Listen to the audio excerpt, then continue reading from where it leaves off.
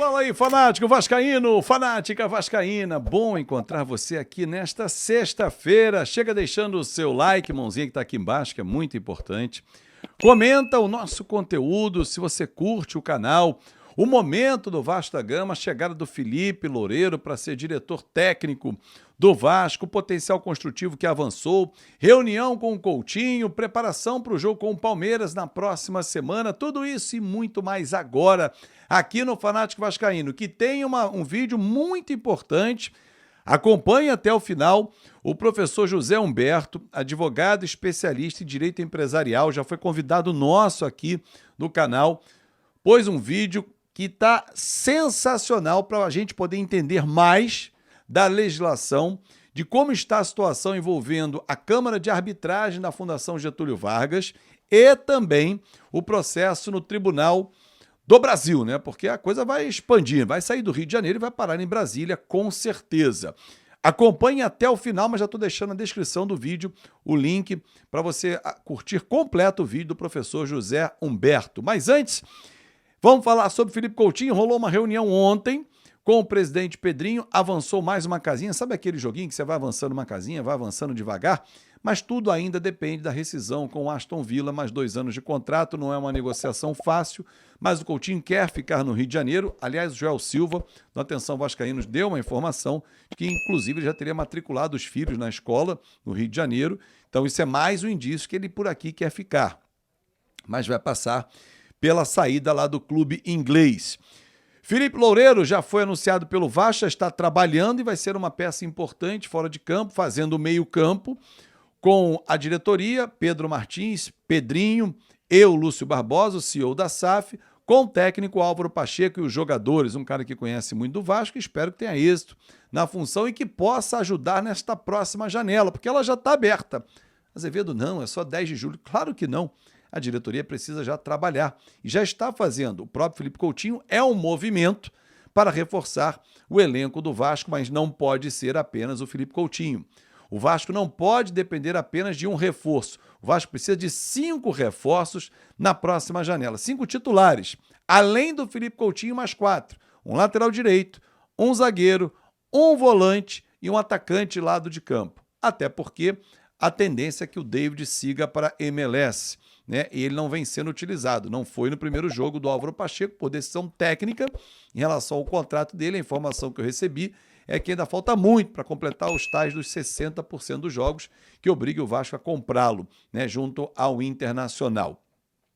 Adson, liberado para treinar e deve já ficar à disposição para o jogo com o Palmeiras, jogo dificílimo, na próxima quinta-feira lá no Allianz Parque.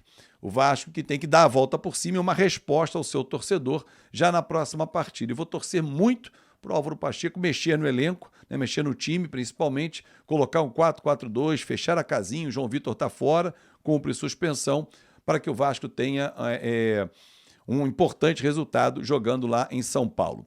Antes de avançar o vídeo com o professor José Humberto, 2 recados. O primeiro, hoje vai inaugurar, você está vendo aí na tela, a nova loja do Vascão da Gama, a Gigante da Colina, lá em Petrópolis, no pátio Petrópolis. Você vai chegar lá, tá aí o endereço, a partir de 10 da manhã. Parabéns, sucesso, mais uma loja oficial do Vasco da Gama, com esses produtos que você vai encontrar com toda a moral do pai. Sim, chega lá e usa o cupom Fábio10.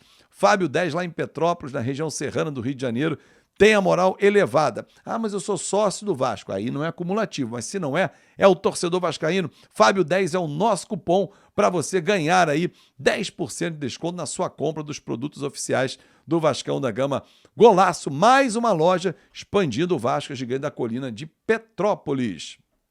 Bom, ontem a Câmara dos Vereadores aprovou unanimidade, os 42 vereadores que votaram, potencial construtivo passou na primeira votação. Terça que vem tem a terceira audiência pública em São Januário, com os representantes da Barreira, os moradores da região, protocolar essa reunião para ir para a segunda votação, que deve acontecer até entre 20 e 25 de junho. E aí, aprovado, prefeito Vascão, Eduardo Paes, sanciona, dá aquele jamegão, aquele autógrafo lá, e aí o potencial construtivo avança. O Vasco vai buscar o dinheiro no mercado para finalmente, depois do Campeonato Brasileiro, ter a sua casa reformada como merece você, torcedor vascaíno.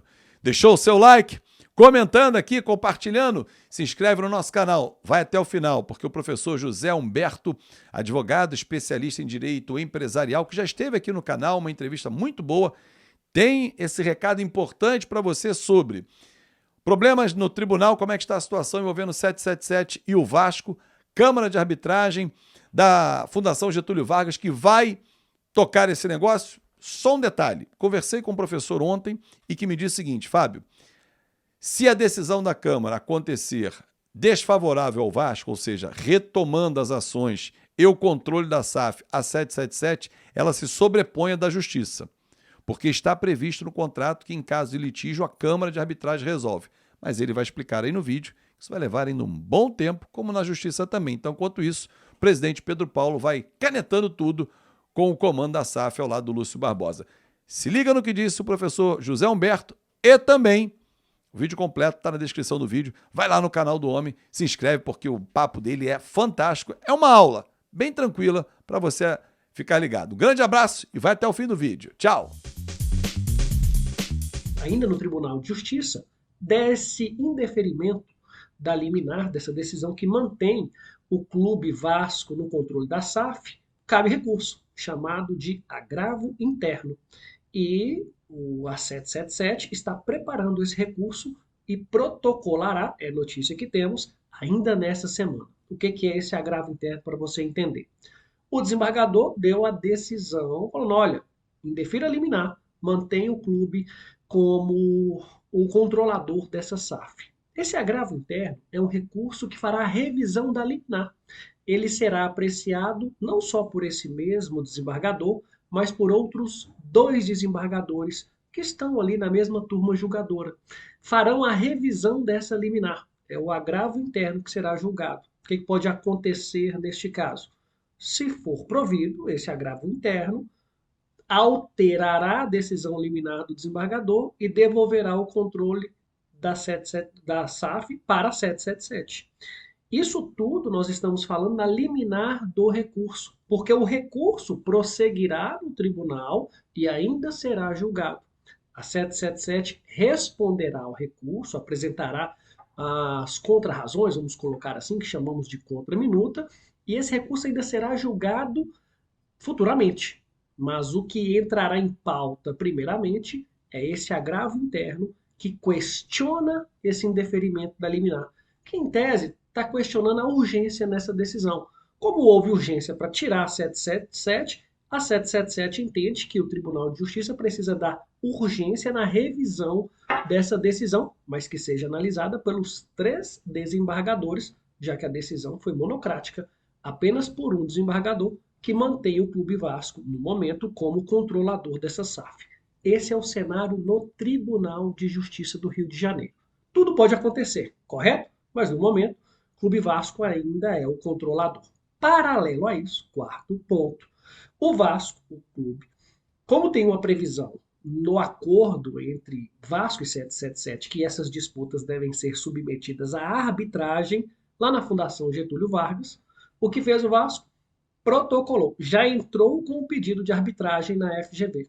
O que acontecerá na arbitragem? Fora do Poder Judiciário, uma Câmara privada. E lá na arbitragem, com esse pedido que o Vasco Clube fez, a 777 será intimada para participar também dessa arbitragem e para discutir essa mesma questão. Tudo que nós estamos falando agora do Judiciário vai ser analisado lá na arbitragem. Fato é que lá na arbitragem, Vasco Clube e 777 irão nomear, indicar um árbitro lá da Câmara. Olha, eu quero esse árbitro, o outro eu quero esse árbitro. Cada uma poderá nomear o seu árbitro. E cada parte poderá impugnar esse árbitro também, isso é possível, mas cada um tem direito de nomear um que já esteja lá.